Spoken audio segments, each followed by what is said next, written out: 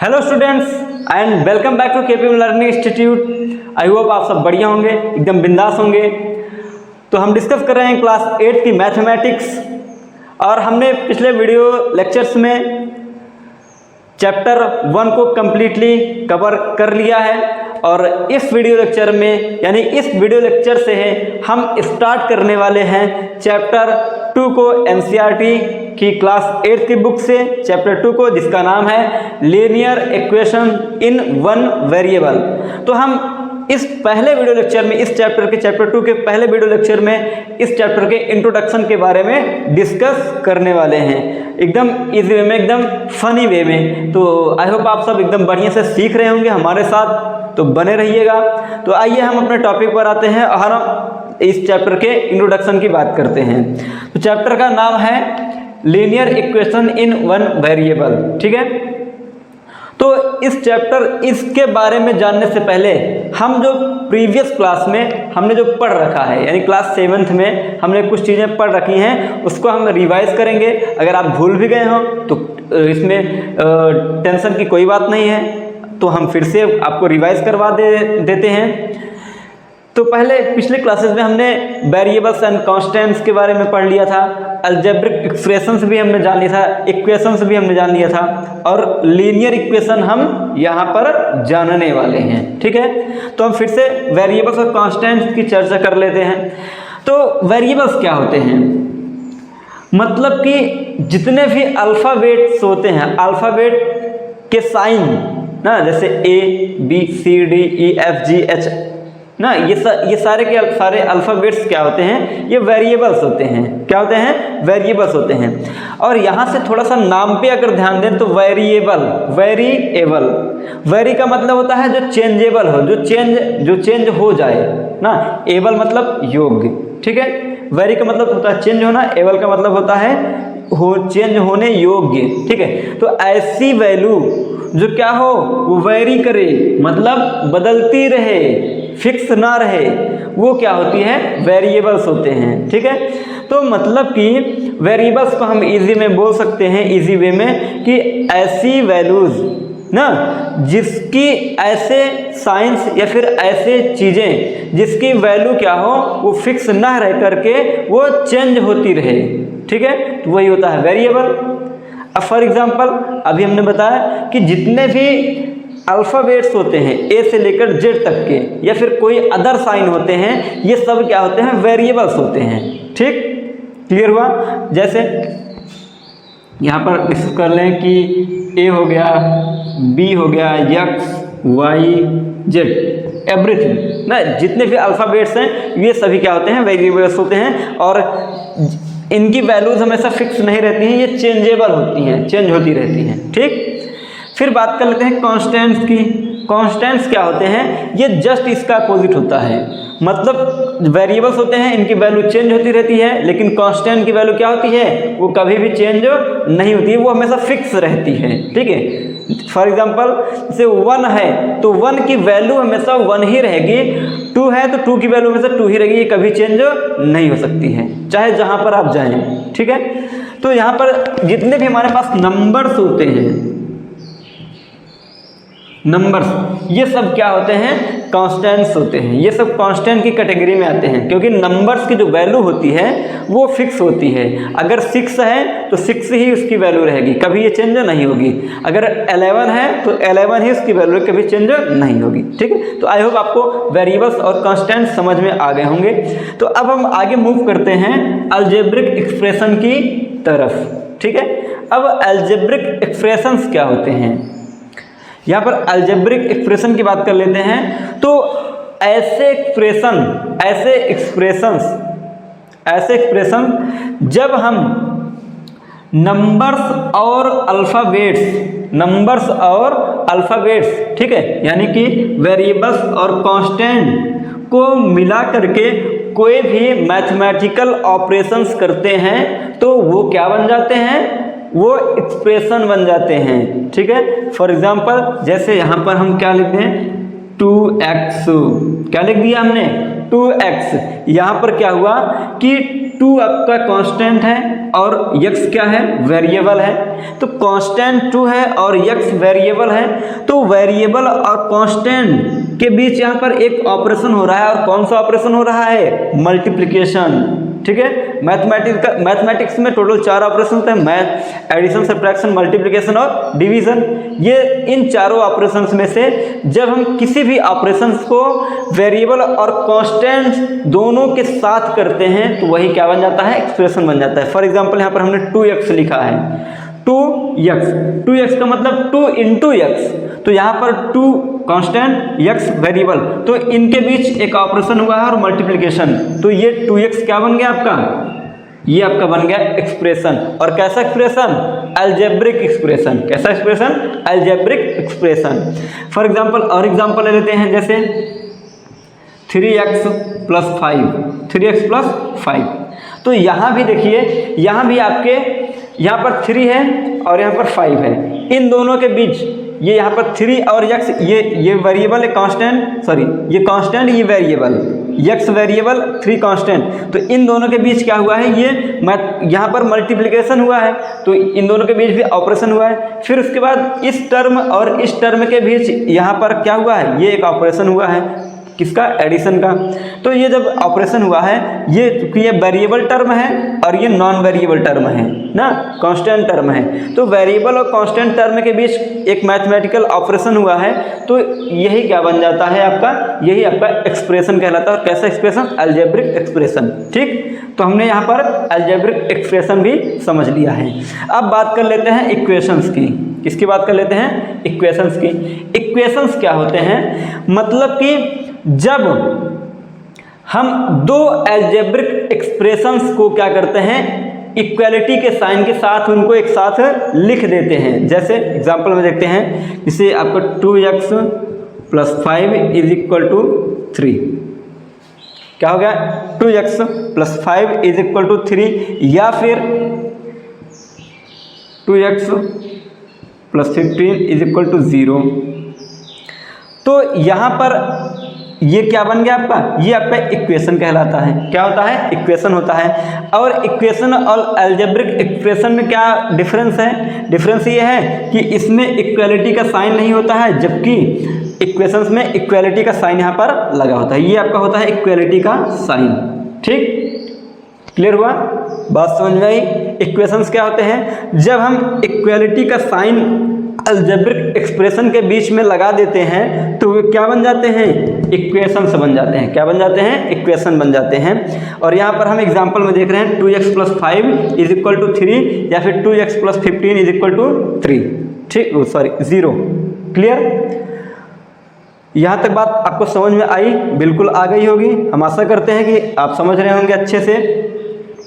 तो चलिए अब यहाँ पर हम आगे डिस्कस करते हैं। ठीक है, जैसे अब ये इक्वेशन है, ठीक है, इक्वेशन है, ये भी आपका इक्वेशन है क्योंकि ये इसमें इक्वलिटी का साइन है। ठीक है, ये आपके एक्सप्रेशंस हैं। ठीक है, ये दोनों एक्सप्रेशन हैं और इन एक्सप्रेशंस के बीच में इक्वलिटी का साइन यूज किया गया है। ठीक है, तो ये आपका इक्वेशन बन जाता है। अब ये इक्वेशन बन जाता है तो इक्वेशन की बात करते हैं तो एक चीज़ हम और सीख लेते हैं। क्या चीज़ है वो, कि जो इक्वेशन में जो इक्वलिटी के लेफ्ट साइड होता है उसको बोला जाता है LHS। LHS मतलब कि लेफ्ट हैंड साइड, इसको क्या बोला जाता है, लेफ्ट हैंड साइड। और जो इक्वलिटी के साइन के राइट साइड होता है इसको बोला जाता है RHS। क्या बोला जाता है, RHS, right hand side. Clear, I hope समझ में आ गया होगा आपको। तो इक्वेशन में हमने इतना जान लिया कि इक्वेशन क्या होता है, और इक्वेशन में दो चीज़ें होती हैं, एक होता है LHS, एक होता है RHS। जो इक्वलिटी का साइन होता है, बराबर का साइन जिसको बोलते हैं, जो बराबर का साइन होता है, बराबर का चिन्ह जो होता है, इसके जो लेफ्ट साइड में होता है इसको LHS, और जो राइट साइड में होता है उसको RHS बोला जाता है। क्लियर, तो variables and constant, algebraic expression, equations हमने समझ लिया। अब बात कर लेते हैं हम लीनियर इक्वेशंस की। किसकी बात कर लेते हैं, लीनियर इक्वेशंस की। लीनियर इक्वेशंस क्या होते हैं, ऐसे इक्वेशंस, ठीक है, याद रखना इक्वेशंस की बात कर रहा है। ऐसे इक्वेशंस जिसमें वेरिएबल की मैक्सिमम पावर क्या हो, 1 हो या फिर 1 से छोटी हो, बिल्कुल 1, यानी कि 1 से ज़्यादा नहीं होनी चाहिए। क्या होनी चाहिए? 1 से ज़्यादा नहीं होनी चाहिए, 1 से छोटी ही होनी चाहिए या फिर 1 होनी चाहिए। क्लियर? तो मतलब कि यहाँ पर थोड़ा सा इसको हम इरेज करते हैं।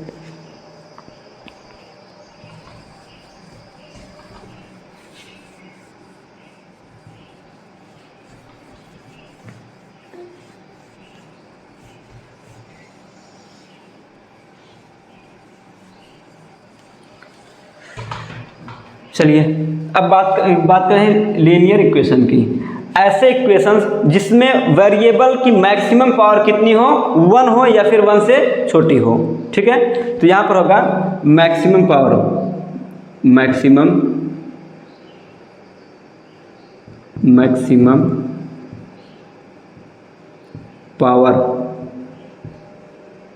ऑफ वेरिएबल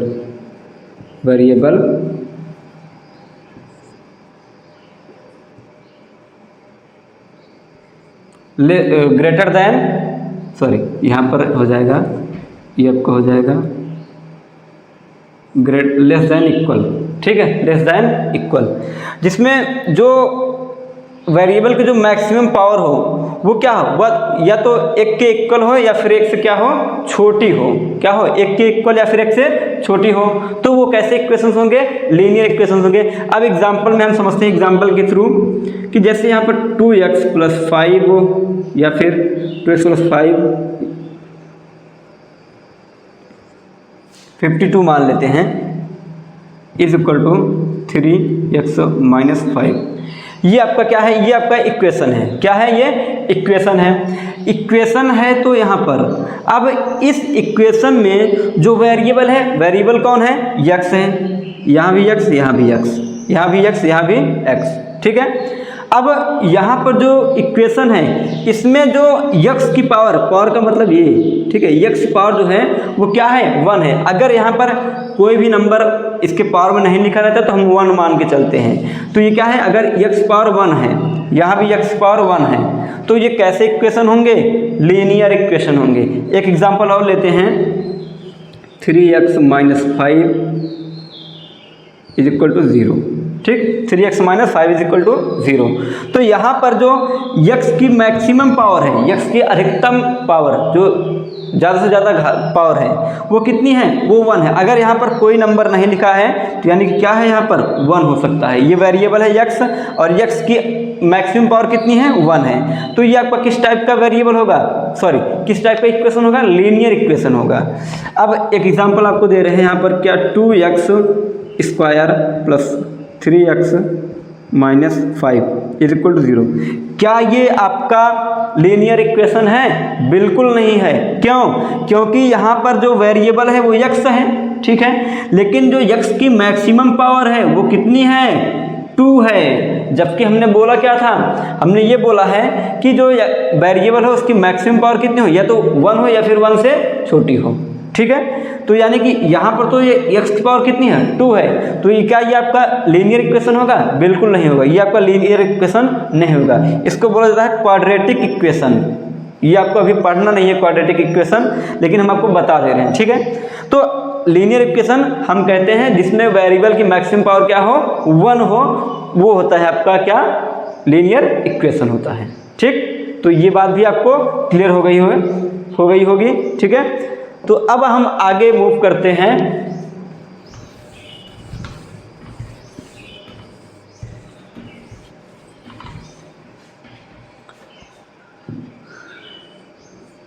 अब बात कर लेते हैं लीनियर इक्वेशंस इन 1 वेरिएबल क्या होते हैं। ऐसे लीनियर इक्वेशन जिसमें वेरिएबल्स जो हों वो कितने हों? जो वेरिएबल्स के जो हों वो कितने हों? केवल 1 हों। जैसे 5x - 7x + 5 = 0। ठीक, यहाँ पर ये आपका क्या? ये इक्वेशन है।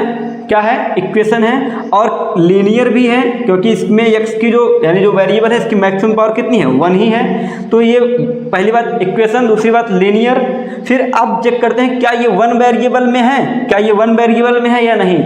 चलिए इसको चेक करते हैं। वन वेरिएबल का मतलब होता है कि इस इक्वेशन में जो कितने टाइप के जो वेरिएबल हो, जो वेरिएबल का टाइप हो वो एक ही टाइप के वेरिएबल्स हों। अगर इस पूरे इक्वेशन में यक्स है तो पूरे में यक्स ही होना चाहिए। क्या होना चाहिए? यक्स ही होना चाहिए, यक्स वाई नहीं होना चाहिए। ठीक है, तो यहाँ पर इस पूरे इक्वेशन में आपको दिख रहा है कि यहाँ भी यक्स है, यहाँ भी यक्स है, तो एक ही टाइप का वेरिएबल है, तो ये आपका होगा linear equation in one variable, इसको हम बोलते हैं। ठीक है, अगर एक एग्जाम्पल यहाँ पर एक दूसरा एग्जाम्पल ले हम, अगर 5y minus 7z plus 5x is equal to 0, तो अब यहाँ पर क्या ये वाला जो इक्वेशन है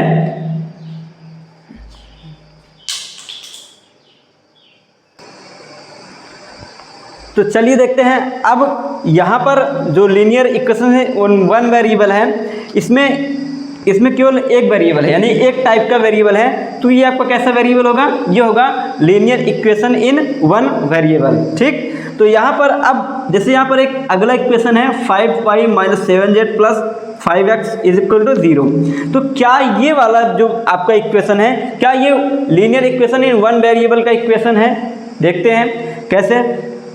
यहाँ पर y, यहाँ पर एक वेरिएबल है y है, और यहाँ पर z है, यहाँ पर x है, तो इस इक्वेशन में तीन अलग अलग टाइप के वेरिएबल्स हैं, तो ये आपका जो होगा ये वन वेरिएबल का इक्वेशन नहीं होगा, क्योंकि इसमें तीन अलग अलग टाइप के क्या हैं? वेरिएबल्स हैं। ठीक है, तो linear equation in one variable हम उन इक्वेशंस को बोलेंगे जिनमें एक ही टाइप के वेरिएबल्स होते हैं। ठीक है, जैसे यहाँ पर ये यक्स है, यक्स है। ठीक, अब ये मैटर नहीं करता कि यक्स कितनी बार है, यक्स आपका 100 टाइम्स हो सकता है, कितने भी टाइम्स हो सकता है, लेकिन वेरिएबल्स एक ही टाइप का होना चाहिए। अगर यक्स है तो पूरे इक्वेशन में यक्स ही होना चाहिए। ठीक, तो ये होता है आपका linear equations in one variable. Clear हो गया?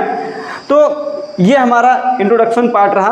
अब हम अगले वीडियो लेक्चर में डिस्कस करेंगे कि सॉल्यूशंस ऑफ लीनियर इक्वेशन क्या होते हैं और हम किस तरीके से लीनियर इक्वेशंस के सॉल्यूशन को निकालते हैं और लीनियर इक्वेशन को सॉल्व करते हैं। तो हम मिलते हैं नेक्स्ट वीडियो लेक्चर में इसी चैप्टर के अगले टॉपिक के साथ। तब तक आप लोग हंसते रहिए, मुस्कुराते रहिए, बिंदास सीखते रहिए हमारे साथ।